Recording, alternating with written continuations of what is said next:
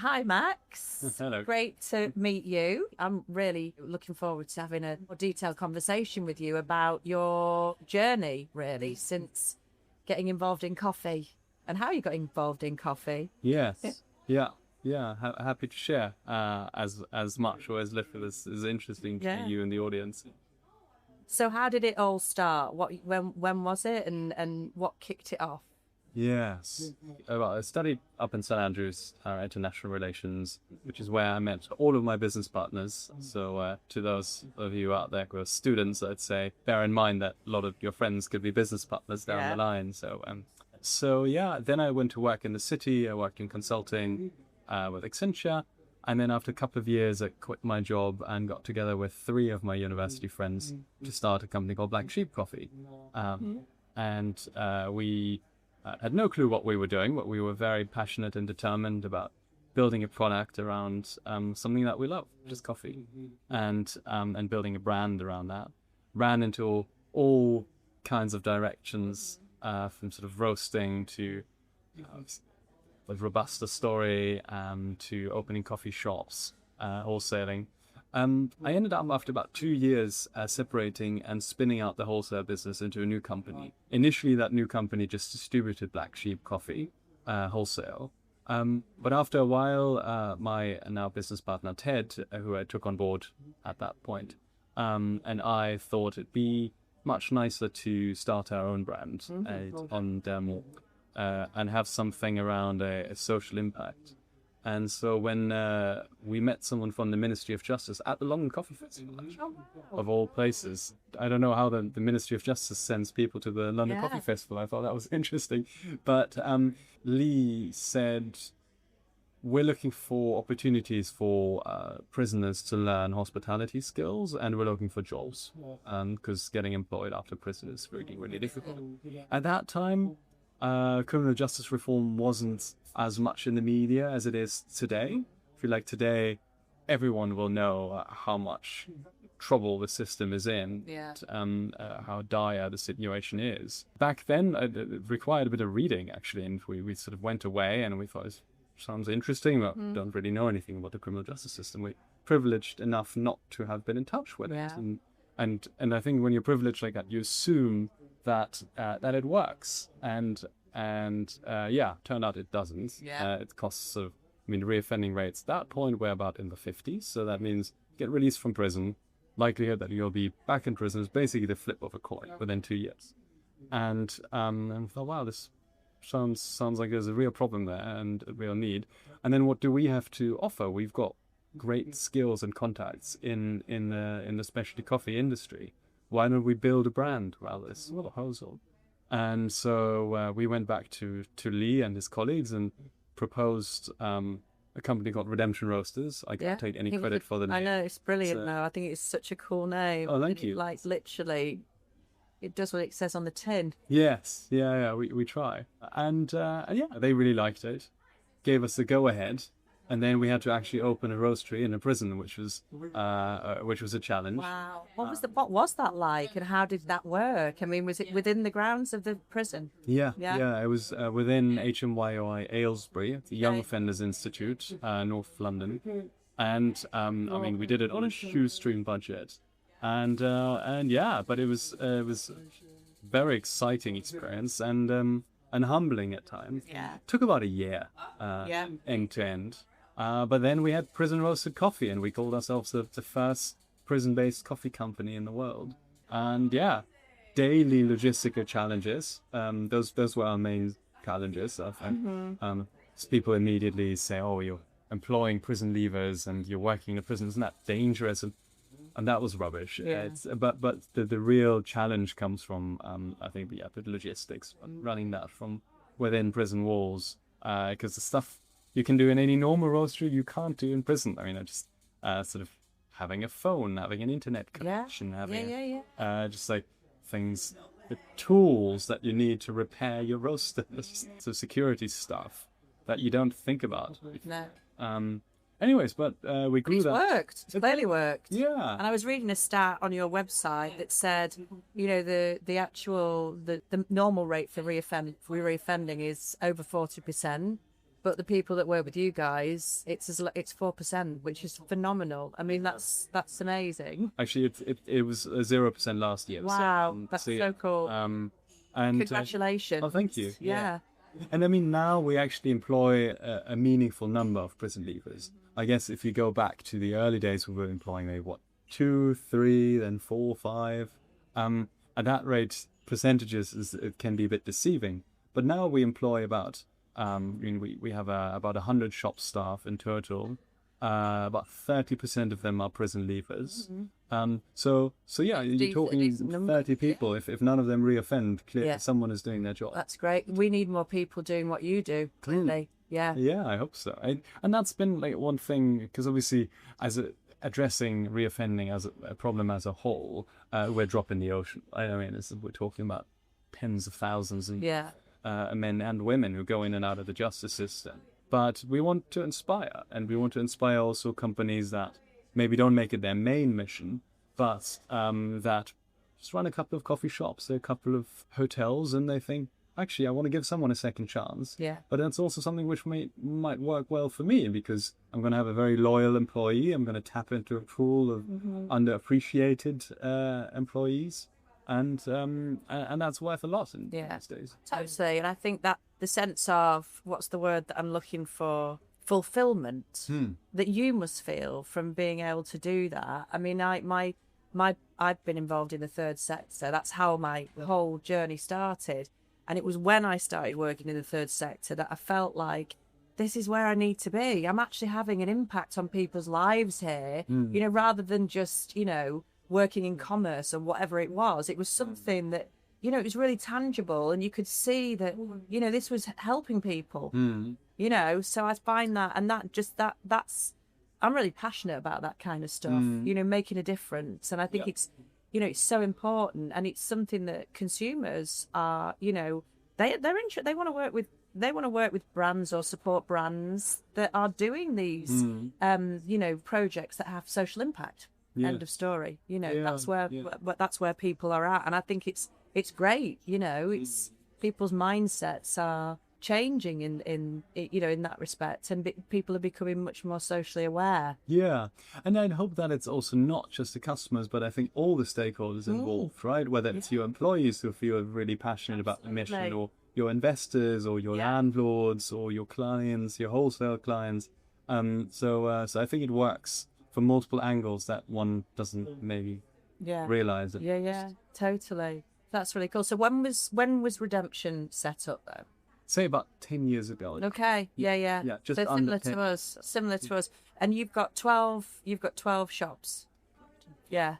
And how many of there's the roasteries in the prison, and then you employ but then it's around, basically they're all around London. Correct. Yeah. The roastery is no longer in a prison, actually. As of December, we relocated that. We finally outgrew prison walls, mainly from a logistical angle.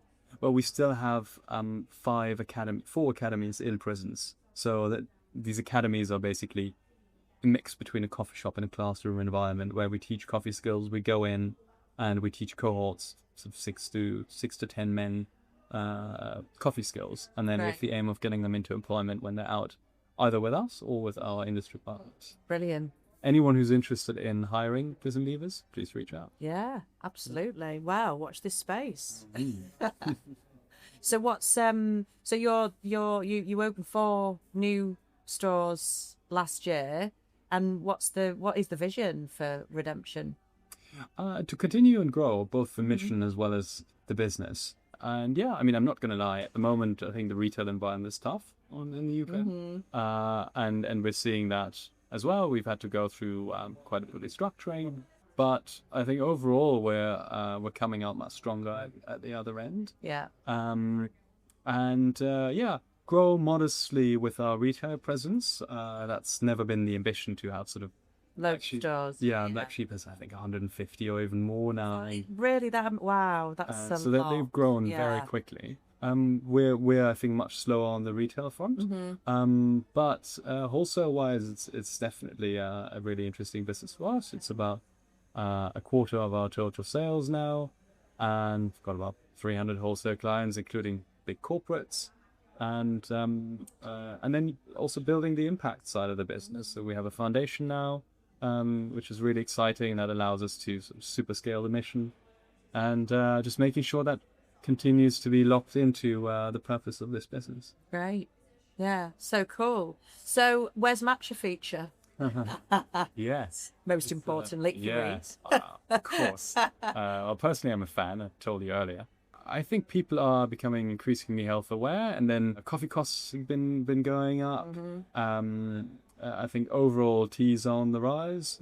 So it's definitely something that we have looked at in terms of menu development, and something that we've seen pick up. I mean, remember we were first quoted Blank Street numbers in terms of the split matcha to coffee 60. 3 years ago. I think it's 60 at the moment. My understanding is it's 60% matcha. Wow. 60% matcha, which Yeah, is they- phenomenal. It's a coffee shop that Yeah. they're selling more matcha than coffee. Yeah, yeah. And I think back then it was about a third. And we thought, wow, that's crazy for us. Yeah. It was maybe, I don't know, 1% or something. And then they continue to grow their share, and we've continued to grow our Yeah. share, and we've been pushing it as well. And yeah, we're now at 12% or something. So Yeah, decent. yeah, Yeah, yeah, absolutely. yeah. Absolutely. And people are now asking, a bit like they used to with coffee, are now asking about the provenance, about asking how it's made. Interesting. Cool aspects Which is of it. really important, particularly with the the exponential growth that matcha has seen in the last year. I think, you've got to be really cautious about where you're buying it from and what the provenance of the product is. There's a lot of, I think actually now China are producing more matcha than Japan. Matcha, obviously it means powdered leaf in Japanese. It's a Japanese word.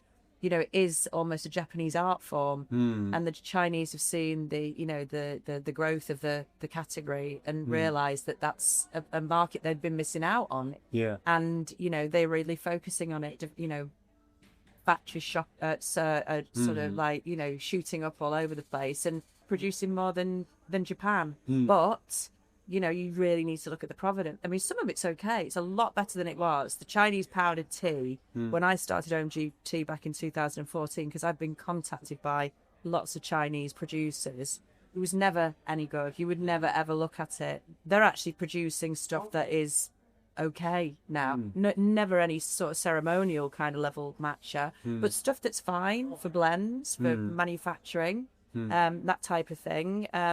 People are much more interested in the provenance of the products, where it's come from, how it's been sourced, what its journey's been. Is it organic, is it sustainable? It's very, that's what a lot of consumers are now looking for. So that will impact, I think, some of the growth of the Chinese matcha. Are there some rules of thumb for the consumer who doesn't know matcha yet and walking into a hotel bar that happens to serve matcha for breakfast? How can they know whether this is good or bad? It's really difficult until you actually get it served.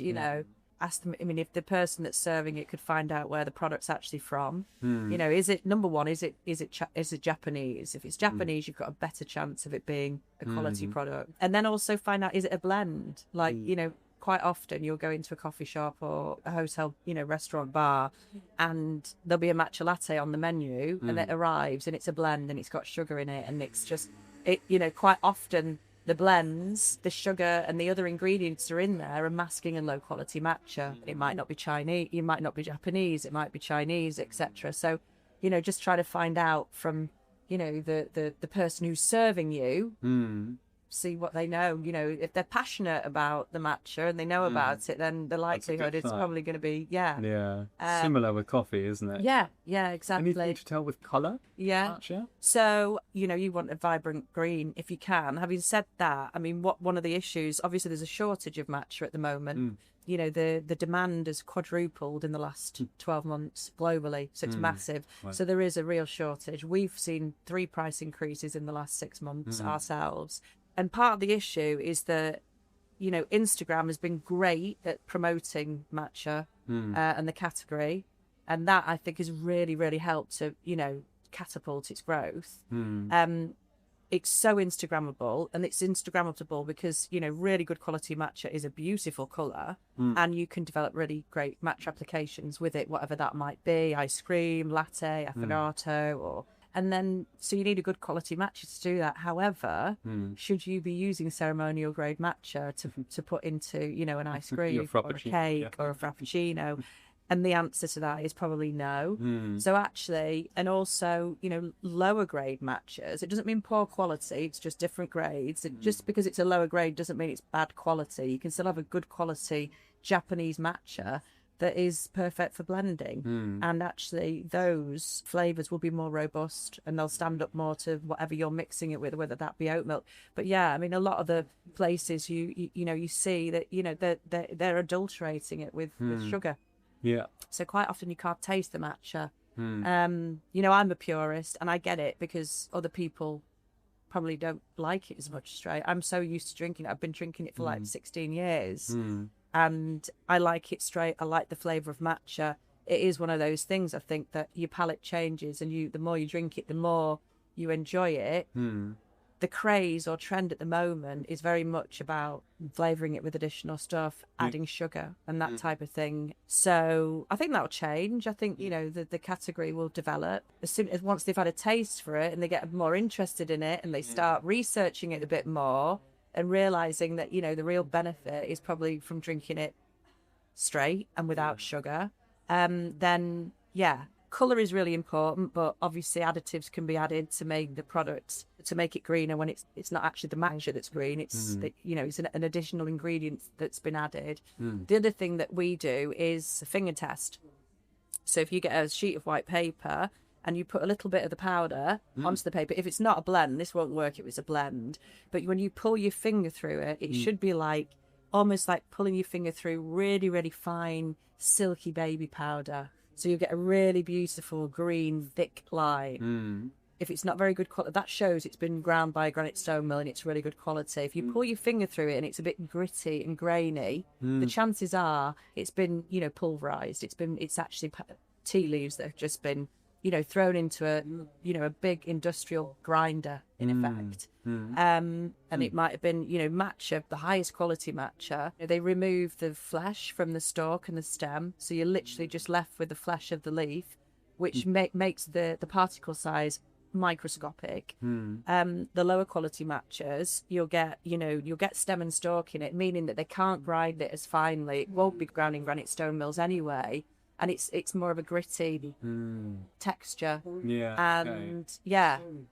So you can still get quite good coloured matcha that hasn't been ground in a granite stone mill and is lower quality. The colour's okay, but it's not a high grade matcha. So colour is an indicator for sure, but also the particle size is a real the smell and the taste, obviously.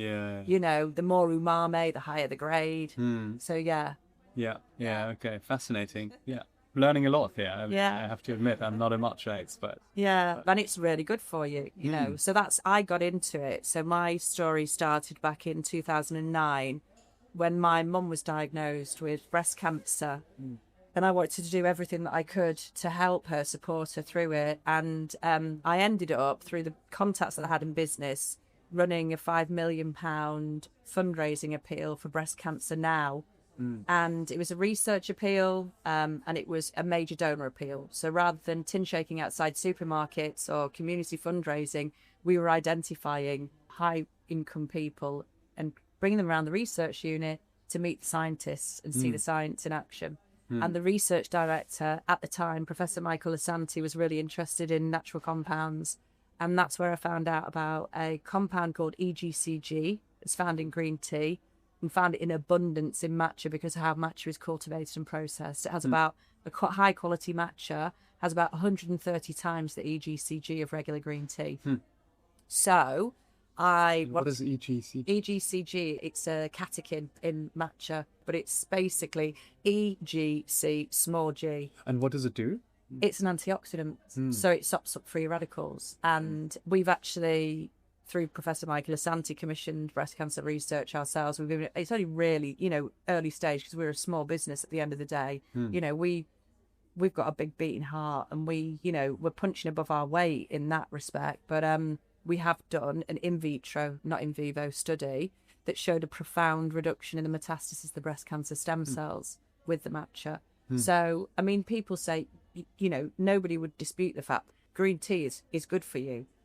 Matcha is green tea on steroids, basically. So basically I ran the £5 million appeal, and I was being exposed to all this research, found out about, EGCG, wanted mum to drink the green tea with the most of it in, it was matcha, started buying it just for me and mum to drink, and just thought, God, this stuff's amazing.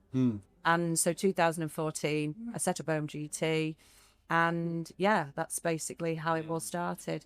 And 2012, I've only ever used one supplier, Japan. They're the biggest, most reputable producer of matcha in Japan. They've been around since 1888. And I got approached by them in 2023 saying they'd watched the business grow over the last 9 years and they wanted to invest. So they're now majority shareholders in my business, which is a bit daunting. It was a bit scary, really, because I was handing over, half of the business, well, the reins, not totally, obviously, because I'm still founder, CEO, and I run the business. But it was totally the right thing for the business, because we've got really, really strong supply chain. We've got, the best product at the best price, on the best terms. And in view of what's happened with the category, we're kind of protected from what's going on. We know that we're going to be able to get matcha. So, but if somebody had said to me back in 2014, this is what would happen with the category, you could have literally knocked me over. Yeah. But it has. And I went on Dragon's Den in 2018. I was told that, it wasn't for the Western palate. I was obviously, too soon, too early. There's obviously since, people have been got investment on Dragon's Den. I'm glad I didn't, because if they had invested, Japan wouldn't have invested. But it's been a hell of a journey, actually. Yeah, I can imagine. Yeah. You think it's here to stay? I mean, I know definitely. Yeah, without a doubt. I mean, it's been around in Japan for 800 years. It was introduced into Japanese culture by the Zen Buddhist monks when they discovered it helped them to meditate for longer because of this unique combination of caffeine and L-theanine that it has. That, your caffeine's energizing the body, the L-theanine's stilling and focusing the mind. Samurais used to use it before they went out to battle for energy and focus. It's been literally hidden in Japan for centuries. And all of a sudden, the Western world has, has basically, jumped on the bandwagon and seen that this is, it's turning into a category of its own. It's tea, but it's also matcha is a category now. And, I think that, this trend, this craze kind of thing, it will taper off for sure. It's not going away. There's no way. It's too versatile. It's too adaptable. There's too many applications that it can be used in. The colour's amazing. It's got nutritional benefit. There's a global mega trend in health and wellness. People are really interested into what they're, consuming. The whole Japanese thing, Japanese culture, Japanese food is really, people are into it. Maybe it will slow down a little bit, but it's not going away. Yeah. And do you think we'll see more in the retail space as well, as in people having their own matcha shops, or does it not occupy enough of the category to do that? No, I think it could. I mean, and obviously, Blank Street are a perfect example. They're selling more matcha than they're selling coffee, so I think there's space for it. Obviously, Genki are doing a really good job of matcha cafes, growing a chain of matcha cafes in London. I'm not maybe sure. Called Blank Street Matcha. Well, there you go. The branding fits, doesn't it? They obviously, Yes, true. I don't know if that was by design or by accident, but it works with the branding. Yeah. But I do think there will be space for that. But also, I think it sits really quite well alongside coffee. There's space for both. Coffee's great. I love coffee. I'm not a total purist. I love the flavour of coffee. Coffee has a certain point in my day, and matcha has another. Yes. Yeah.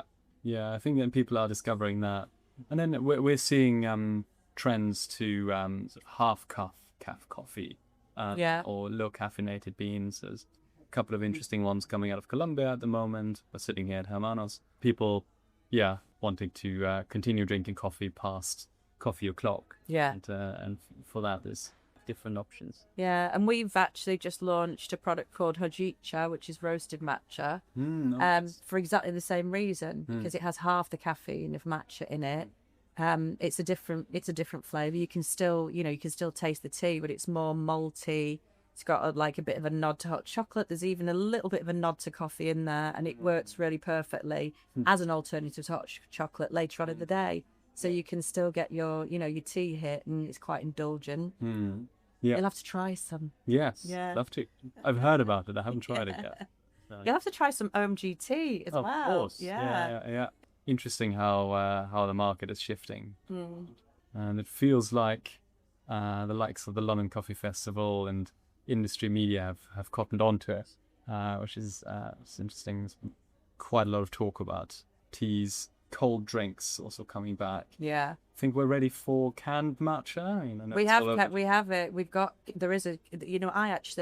I launched a ready-to-drink product in 2018. In fact, it was a product that I took to Dragon's Den, and we ended up discontinuing it, even though the product was great, and we got traction with it. We were in Ocado and various other places, but it was too innovative, basically, because so for me, it's the cans fine, but the problem is the matcha in there oxidizes, so you're not going to get the nutritional benefit from it.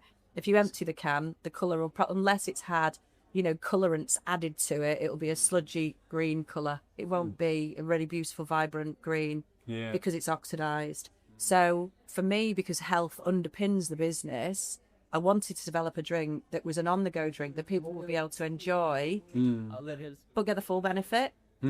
So it was a bottle that had a dosing cap on the top of it. So the end user, once they bought it, they'd twist the cap, push the lid, the chamber would then drop the matcha into the drink, and then you shake it and drink it. Yeah, okay. And it was great. It was really well received. The problem was the company that had basically developed this dosing cap sold as a product that wasn't really ready for the market. The cap didn't fit the bottle properly.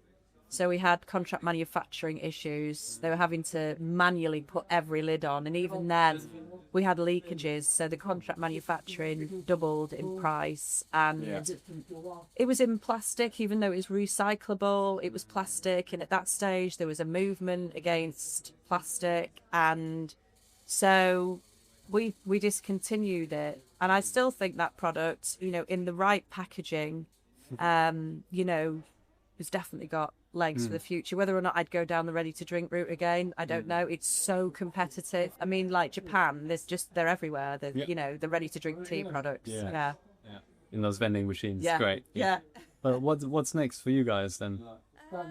World domination. No.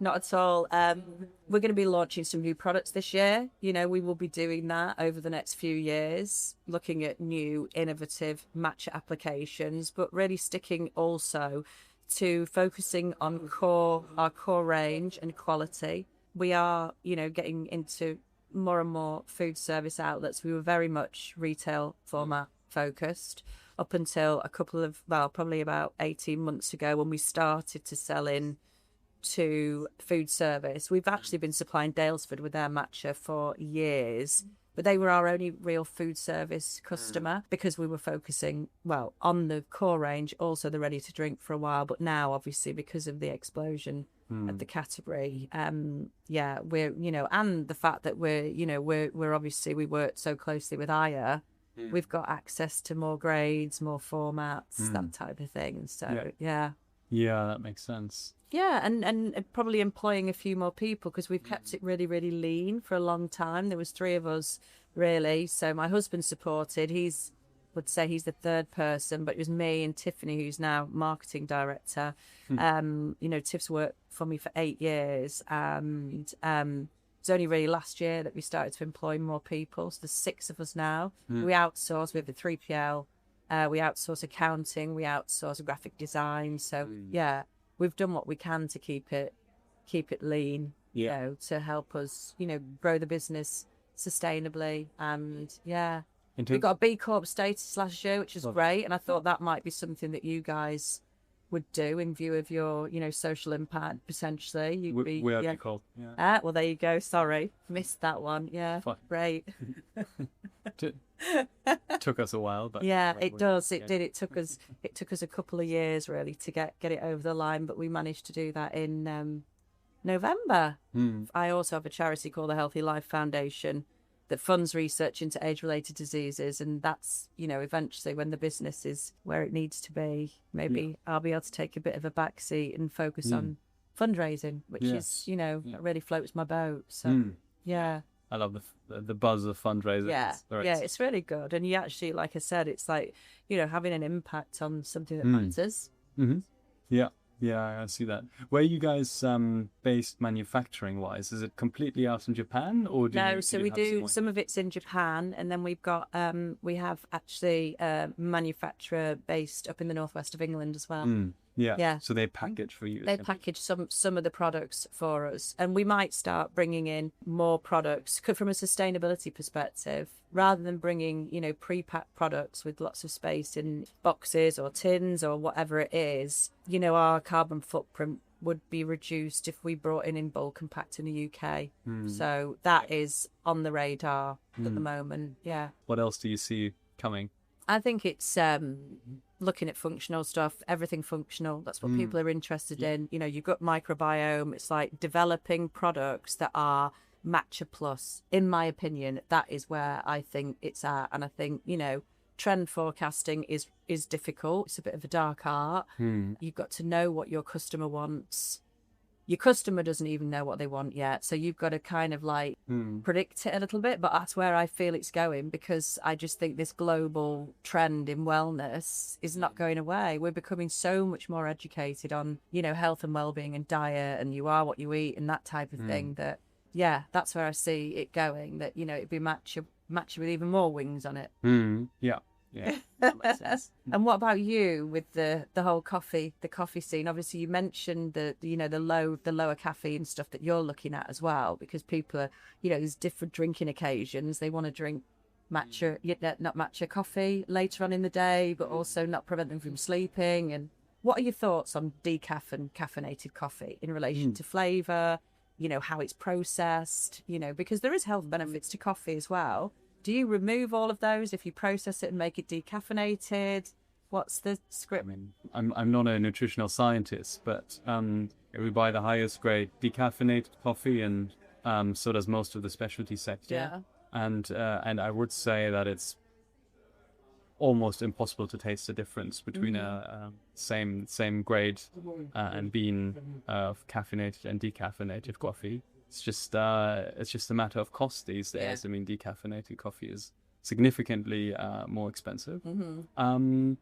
But yeah, that is a good option for people who drink coffee in the afternoon and don't want the buzz but still want the taste and the other benefits of coffee. So yeah, and I think, I mean, a couple of interesting trends. I mean, obviously, tea being one of them, cold drinks definitely still on the rise. I think what we see coming out of America and Australia is people selling these cans, which is essentially using the same packaging machinery that bubble tea manufacturers use, and they're just pre-packaged. So that helps you with the rush hour.